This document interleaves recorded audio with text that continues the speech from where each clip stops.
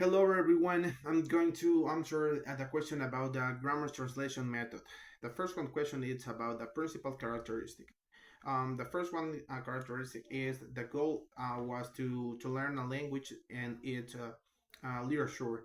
Um, Grammar rules were so important, and in this method to learn, students needed to learn grammar rules.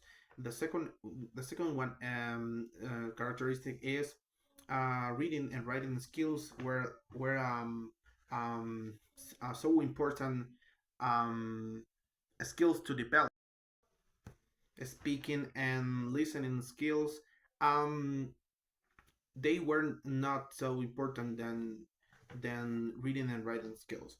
The third one is vocabulary selection was based on reading text used. They believe in some prescribed vocabulary that they have, and some text that they already have to learn grammar rules and some vocabulary too.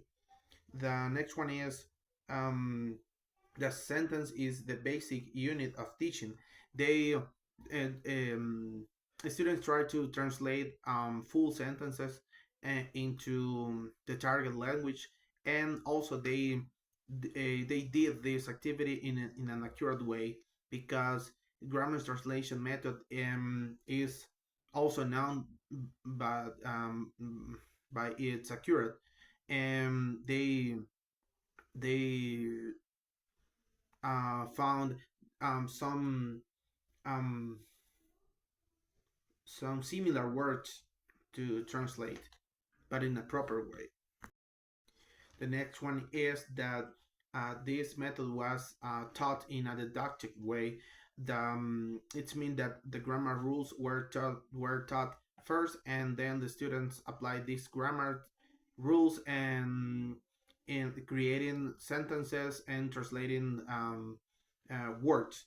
And the last one is that the students were or the people that learn through this method were able to make some comparison into comparison with the target language and the native language that they have.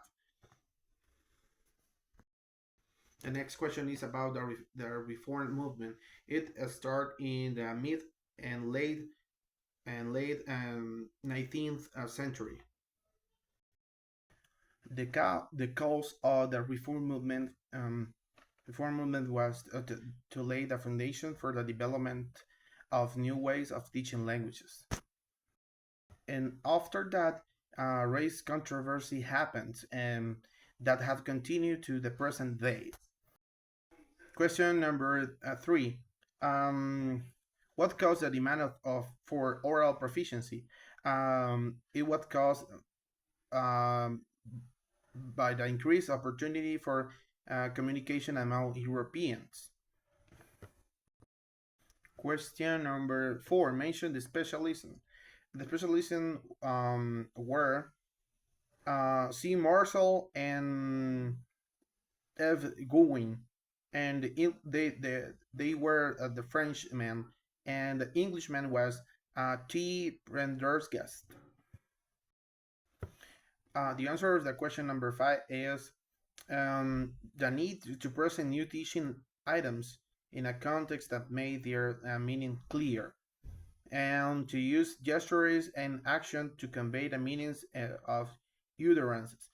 There were the studies and idea that were the beginning of situational method and situational learning teaching, sorry, and the total physical response.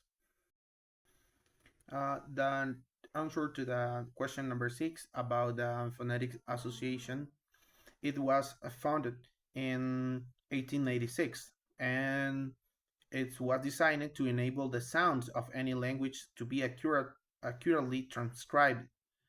One of the early goals of the association was to improve the teaching of the modern languages.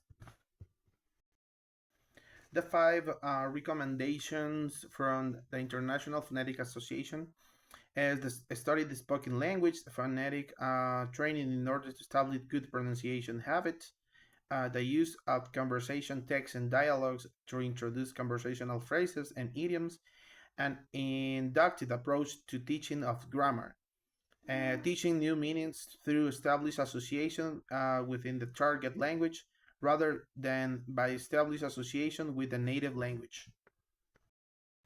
The next one question is about the four principles for developing a teaching method.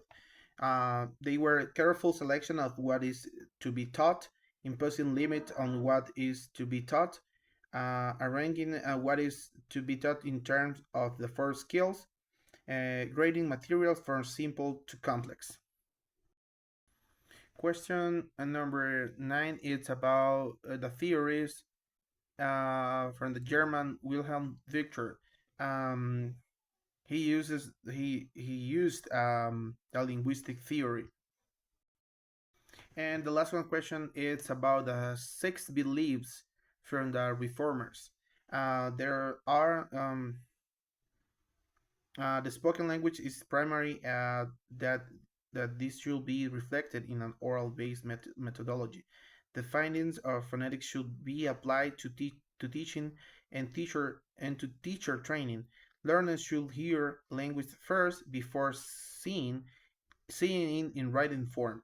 Words should be presented in sentences, and sentences should be practiced in meaningful context and not be taught as isolated, disconnected elements. The grammar rules should be taught only after the student had practiced the grammar point.